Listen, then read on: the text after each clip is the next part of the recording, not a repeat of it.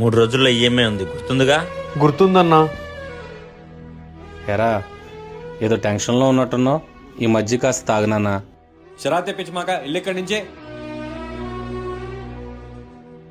2 నెలల నుంచి బండి ఫైనాన్స్ కట్టట్లా. ఏదిరా బండి ఎక్కడుంది? అన్న ఒకరోజు టైం ఇవ్వండి అన్న, కట్టేస్తాను ఎలాగోలాగా. ఏంటయ్యా గొడవ?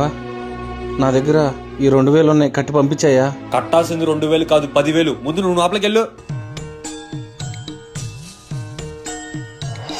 అరే తమ్ముడు, ముందు డబ్బులు ఇచ్చి పంపించే అతన్ని.